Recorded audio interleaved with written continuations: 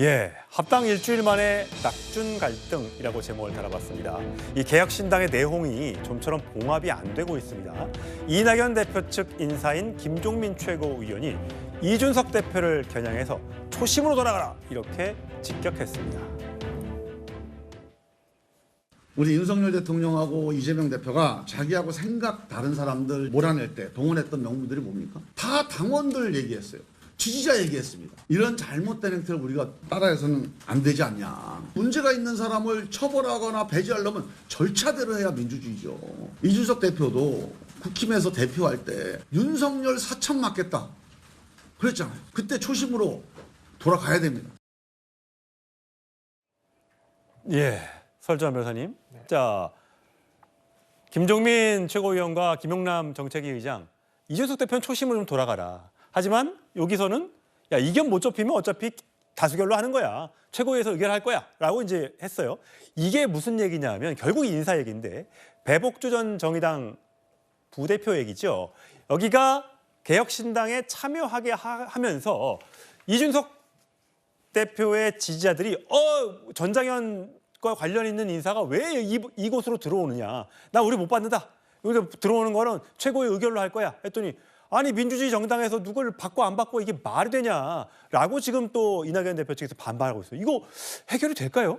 그러니까 뭐 특정인에 대해서 뭐 저도 이제 언급을 이렇게 하는 것은 개인적으로는 좀 바람직하지는 않다고 봅니다. 뭐 그렇지만은 당에 예를 들어서 예전에 그런 적이 있었어요. 예전에 지금은 방송인이기도 하고 2016년도 총선에 민주당 후보로 나섰던 김용민 씨라고 있습니다. 그분이 지금의 국민의힘에 입당 원서를 냈었어요. 근데 바로 예를 들어서 입당을 받지 않겠다라고 해가지고 뭐 그 반려를 한 경우도 있었거든요. 그러니까 당의 정체성이라든지 이런 부분과 맞지 않은 부분에 대해서는 그렇게 예외적으로는 할 수 있습니다. 물론 신당이 그렇게 해야 된다는 얘기는 전혀 아니에요. 그렇지만은 어떤 논의는 해볼 수 있고요. 같이 근데 뭐 이걸 입당을 막을 수도 없어요. 요즘에는 다 온라인 입당이 되기 때문에 뭐 다 이렇게 뭐 예를 들어 입당 원서를 내는 게 아니거든요. 그렇다고 한다면 온라인 입당이 되는 부분에 대해서는 하고 저는 이준석 대표라든지 이제 지도부에서 내일 아마 최고위에서 이런 부분에 대해서 얘기를 아마 절차적으로 저는 할 거라고 봅니다. 어차피 민주주의라는 것이 아까 김종민 의원도 말씀하셨듯이 절차적으로 일단은 해야 돼요. 뭐 이견 당연히 민주정당에서 이견이 생각이 다 다를 수도 있습니다. 그런 부분에 있어서는 어떻게 할 것인지 제일 좋은 것은 협의를 통해서 단일한 결론을 내는 게 제일 좋을 것 같고요. 그렇지 않다고 한다면 뭐 어쩔 수 없는 경우에는 뭐 다수결로 가든지 뭐 그런 식으로 해가지고 절차적으로 저는 해결을 하는 것이 맞다고 보고 뭐 지금 뭐 국민들께서 되게 우려를 하는 바와 같이 뭐 지금 개혁신당이 조금 시끄러운 부분은 없지 않아 있습니다만은 저는 이견을 좁혀가는 저는 과정이라고 생각을 하고요. 뭐 지금 3지대를 응원하신 분들이 우려하는 바와 같은 그러한 뭐 아무런 결론은 나지 않을 것으로 저는 보입니다. 예, 우려하는 일은 벌어지지 않을 것이라는 긍정적인 낙관적인 얘기를 해주셨는데, 자 이준석 대표 아까 그분 말고 또 결국 사람이 하는 일이다. 정치도 사람이 하는 일이다 보니까 이 사람과는 같이 하고 싶고 저 사람과는 같이 하기 싫고 여기에 꼭 등장하는 인물이 있죠. 자 이준석 공동대표의 목소리를 들어보시죠. 류호정 의원의 주장들이 개혁신당 내에서 주류적인 생각이 될 수 있냐에 대해서는 가능성이 약하다 봅니다. 하지만 류호정 의원이 참여하는 것에 대해서 막을 수 있는 방법론이 우리에게 그럼 존재하냐에 대해 가지고는 또 약하다는 생각을 하는 거죠. 금태섭 의원이 주도하는 새로운 선택이라는 당과에 합당하는 과정 속에서 류호정 의원이 개혁신당의 당원이 된 것이지 류호정 의원의 사상이 아주 뭐 저희가 좋아서 아니면 또 그런 정책이 아주 좋아서 저희가 영입한 건 아니지 않습니까? 예, 홍 변호사님, 뭐 이준석 대표가 뭐 류호정을 우리가 뭐 좋아서 영입했겠느냐라고 얘기하고 배복주 또 당원으로 들어온다면 이건 일원으로 환영할 수 있는 인물은 아니다. 그러니까 이준석 대표에게 항상 따라붙는 꼬리표가 뭔가 갈라치기. 누군 되고 누군 안 되고 이 정책은 좋고 저 정책은 안 좋고 뭐 이런 거에 대한 비판이 늘 제기되어 왔는데 또 이번 영입 이 논란을 두고도 그런 논란이 계속 지금 될 것 같아요. 앞으로도 또 어떤 인물들이 또 포함이 될지를 놓고 벌써부터 고민이 된다라는 사람들이 좀 많으실 것 같아요. 그래서 이준석 대표가 저렇게 배제의 정치, 특히나 공개적으로 언론을 통해서 특정인을 낙인 찍는 정치를 반복하는 것 굉장히 위험하고 나쁜 방식의 정치라고 생각합니다. 일단 류호정 전 의원에 대해서 좀 얘기를 하자면 최근에 이제 개혁신당이 양정숙 의원을 영입해서 5석을 채우고 예. 경상보조금을 한 6억 원 가까이 받게 되지 않았습니까? 만약에 류호정 전 의원이 의원직을 유지한 상태에서 개혁신당에 들어왔으면은 저런 취급을 받았을까라는 생각이 일단 첫째 들어요. 국고보조금을 안겨줄 수 있는 존재였다면 이준석 대표가 저렇게 하지 못했을 것이다라는 생각이 들고요. 그다음에 배복주 전 정의당 부대표를 공개적으로 계속 거명하면서 이렇게 배제의 대상으로 지목하고 낙인을 찍듯이 하는 것은 정말 나쁜 종류의 정치입니다. 배복주 전 정의당 부대표는요. 3살 때 소아마비를 알아서 본인이 휠체어 장애인이에요. 그렇기 때문에 그분으로서는 장애인 이동권 문제는 평생을 바쳐서 투쟁을 하고 개선할 수밖에 없는 사안이에요. 예. 물론 전작년의 그런 운동 방식에 대해서는 동의하지 않을 수 있고 비판을 받을 지점이 분명히 있습니다. 그러나 그렇다면은 그런 문제는 비공개적으로 정치인들끼리 협의를 해서 논의를 할 문제지 공개적으로 장애인인 정치가를 배제하고 낙인 찍고 이렇게 하는 것이 과연 개혁인가? 그 새로운 미래에서 오신 분들도 만약에 이것에 동조한다면은 이낙연 대표가 꿈꾸는 새로운 미래가 이런 것인가에 대해서 비판에 직면하게 될 거라고 생각합니다. 예. 개혁신당의 현재 현역 의원이 아까 말씀하신 대로 5명입니다. 사실 기대는 민주당과 또 국민의힘에서 공천에서 탈락한 분들이 여러 명이 영입이 돼서 지금보다 훨씬 더 크게 빅텐트를 칠 수 있을 걸로 예상을 했는데 그게 지금 마음대로 잘 안 되고 있습니다. 자, 허은하 수석 대변인의 목소리 한번 들어보시겠습니다. 제가 예전에 저희 땅에 오는 사람이 10명은 있습니다. 이렇게 말씀을 드린 적이 있어요. 그땐 진짜 10명이었어요. 도장만 찍으면 끝나는. 스펙트럼을 딱 봤을 때 혼자 막 신나고 막 그랬는데 알고 보니까 저희를 지렛대로 활용해서 공천받는데 활용하신 분도 계셨고 그러면서 뒤통수 한번 맞고 국민의힘의 이 지연 정책이 성공을 한 것 같습니다. 지연 정책? 네, 기존에는 이제 전화는 그래도 받아주셨는데 네. 이제 전화 자체를 전화 콜백도 자체를. 이제 안 되는 분들이 확실히 잡아 놓으셨구나 이런 생각이 들기는 합니다. 예.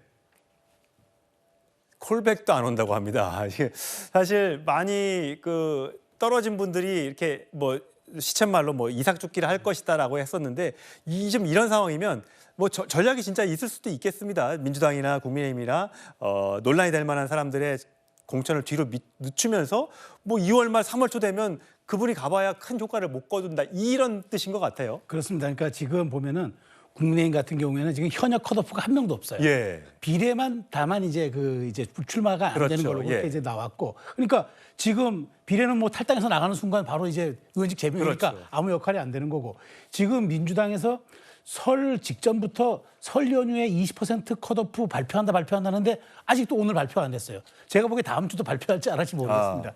이러다 보니까 양당의 전략은 제3지대 혹은 이 개혁신당의 고립 작전으로 나가는 것 같아요. 그래서 더 고립화시켜서 일단은 총선 때까지 저 시간을 뒤로 늦추면서 고사작전 한번 펼쳐보자라는 게 양당이 상의하진 않았겠지만 암묵적인 동의를 해가지고 하는 것 같아요. 그러다 보니까 허은하 대표의 말 중에 확실히 잡아놓았구나라는 그런 표현이 나온 것 같아요. 예. 이러다 보니까 이제 개혁신당 입장에서는 사실은 이 세 분리기도 어느 정도 굉장히 중요한 포인트 중에 하나인데 예. 이렇게 된다 그러면 제가 한 발 앞서서 조금 평가한다면 앞으로 이준석 대표의 입지가 더 위축될 수밖에 없어요. 지금 모든 현역 의원들이 민주당에서 오신 분들이잖아요. 4분이. 예. 양양장에는 한 분이고. 예. 그럼 앞으로 점점 더 이분들에 대한 목소리가 커질 수밖에 없는데 국민의힘에서는 한 명도 탈당자와 이탈자가 없다 그러면은 이준석 대표 입장에서는 진짜 민주당 덕에 얹혀서 개혁신당에 새를 불릴 수밖에 없다면 아무래도 뭐 더 이거는 현역 의원들이 더 민주당이 많기 때문에 앞으로 때문에요. 공천 작업에서 떨어져 나올 의원들도 민주당이 더 많을 수가 있는 거죠. 봐야죠. 그렇다 보면 지금 요구하는 3가지 뭐 이런 것들이 너무 과도하지 않느냐. 당신은 그냥 몸만 하나 달랑 와서 왜 지분 요구하느냐. 이런 또 내분에 직면할 수 있어서 참 이런 그 딜레마가 이준석 대표와 개혁신당의 고민거리가 아닐까 생각이 됩니다. 예. 뭐 다시 한번 여론조사를 보여드리면 설 변호사님이 지금 어쨌든 6.6%의 정당 지지도와 함께 그나마 국민의 개혁신당에서 조금 긍정적으로 보는 거는 개혁신당 9.9%라고 비례대표 투표 의향. 이게 그렇다면 아까 말씀하셨다시피 개혁신당이 처음에는 국민의힘의 표를 갉아먹을 것이다라고 예상을 했는데 요즘에 나온 여론조사의 트렌드를 보면 민주당 표를, 그러니까 야당 성향, 윤석열 정부를 심판하자는 개혁신당의 기치 때문에 오히려 민주당의 표를 갉아먹는 그런 지금 느낌의 여론조사들이 많이 나오고 있거든요. 네. 자, 이 9.9%면 단순 계산했을 때 비례의석으로 한 대여섯 석 정도가 될 텐데, 네. 자, 이 정도를 가지고는 제3지역, 뭐 이낙연 대표는 30석은 해야겠다라고 얘기했는데 이게 가능하겠냐 이거죠. 뭐 이제 시작이라고 저는 봅니다. 이게 뭐 마무리가 되는 퍼센테이지가 아니라 저는 실제 얻을 수 있는 득표는 더욱더 많아질 거라고 생각을 하고요.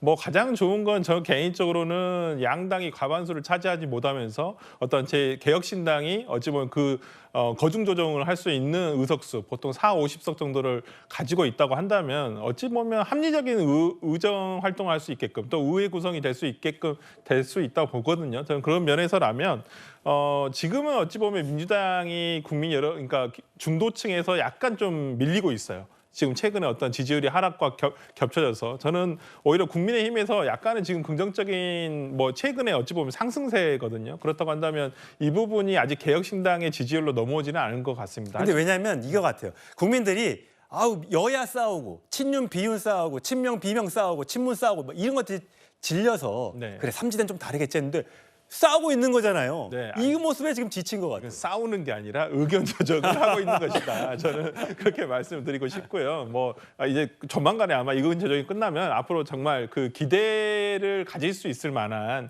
개혁신당의 정책이라든지 인물이라든지 어떤 앞으로의 선거 운동 등을 보여주면 저는 지금보다는 더 올라갈 것으로 보입니다. 예, 기대 섞인 전망을 해주셨는데 아직 50일 많으면 많은 시간이 남아 있습니다.